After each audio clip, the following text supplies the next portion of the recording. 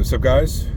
Today I got a question on one of my videos and he wants me to answer it, I believe, in video form. So here I am, and just to get right into it, the question might be something that some of you guys might have as well, or some people especially who are relatively new to the topic of steroids, or want to or maybe are getting a bit older and want to start a cycle themselves, whether just testosterone, a TRT or an HRT, or to get into like taking other types of anabolics on top of it.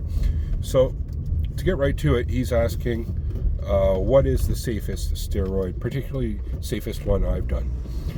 And he thinks that he's considering, he's getting older and he's an active guy, and he's considering testosterone, but he wants to know what other safer steroids that he could potentially do. And first of all, to start answering question, that testosterone is one of, if not known to be the safest, because it's bioidentical to what's in the human body.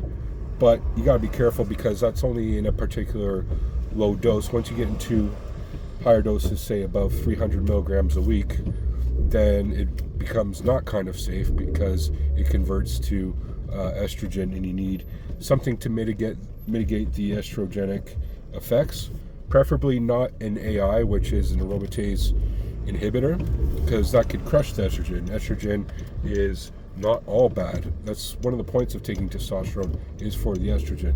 So we don't want to just crush the estrogen, right? So short answer, testosterone, okay?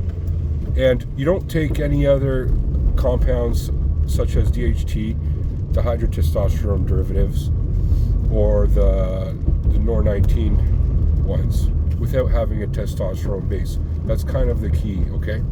So you need at least a TRT dose of testosterone, and then before adding other compounds, okay?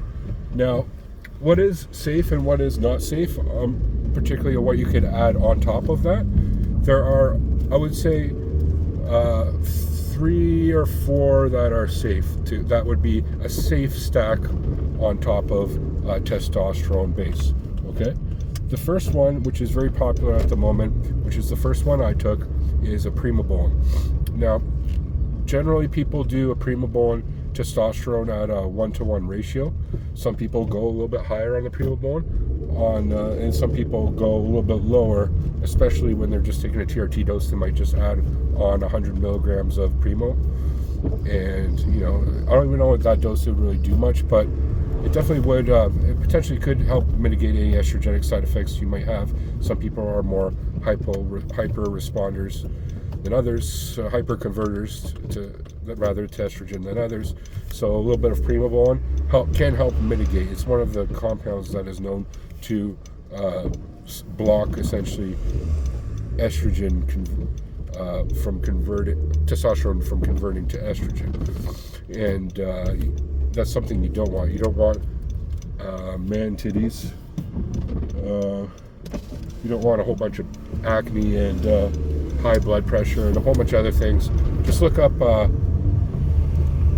too much estrogen for men and see what that does. It's not great. So the other alternative that is kind of used interchangeably with primobolan is masteron. And masteron is, I believe, a very safe compound. It doesn't have necessarily the strongest anabolic effects, although it is anabolic. But if you're just running testosterone and you wanted one other compound, I would probably opt for the primobolan. But masteron is good, especially when you're adding a third compound. The other option for running 2 compounds is something like a nandrolone at a very small dose. So you can microdose a DECA or NPP. Microdose being 150 milligrams a week. Nandrolone, I've heard of people run that for 20 plus years non-stop. Nandrolone is naturally occurring in the human body, much smaller amounts than testosterone, but it does naturally occur. So therefore, hypothetically, you should be able to metabolize it better because your body has the enzymes and everything to do so. But there are some risks in. There are some risks there. I'm just in like a weird traffic situation right now of nandrolone, but that's specifically when you get into higher doses. I believe it is a very safe compound in low doses. I've seen no evidence to suggest that it isn't.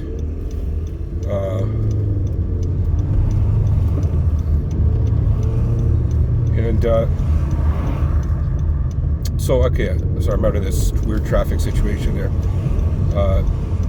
The last compound, which is an oral anabolic, which is known as the safest oral anabolic, is Anavar.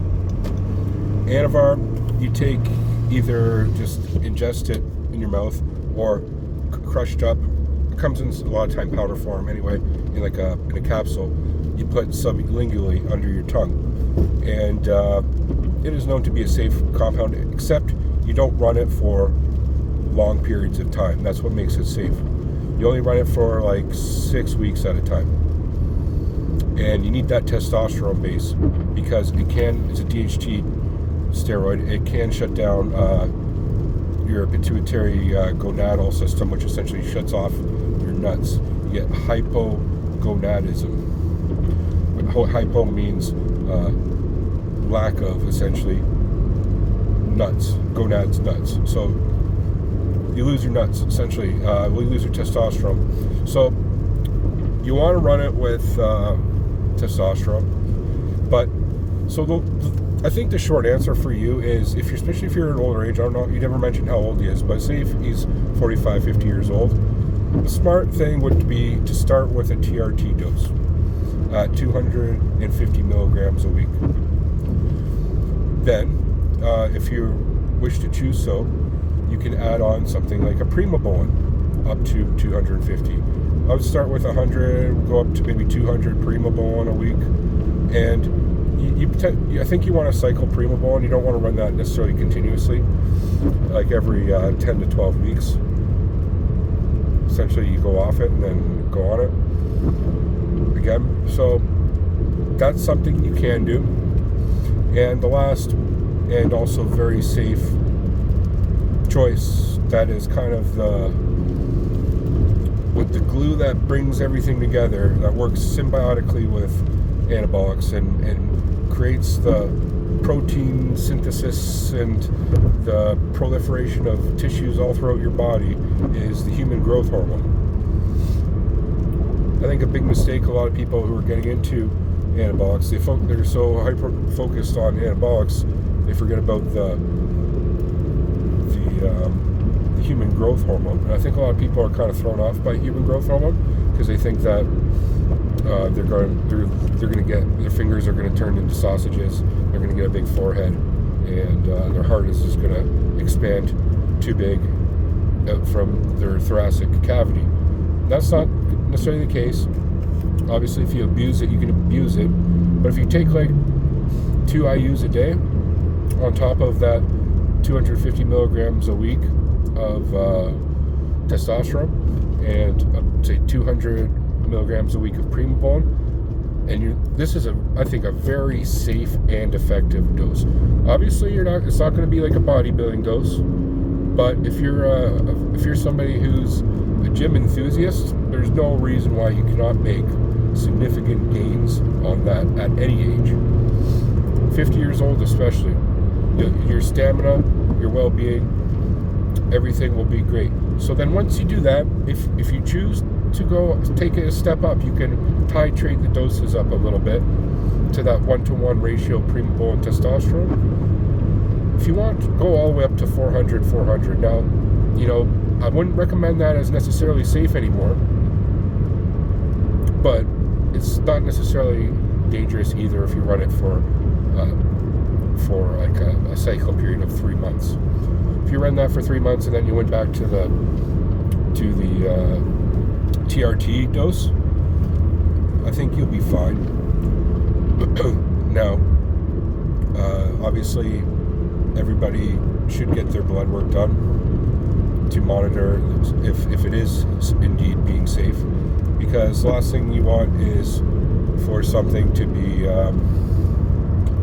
skewed in your blood panel, being like some type of, like, say, a kidney marker or something, and you're doing damage to the body.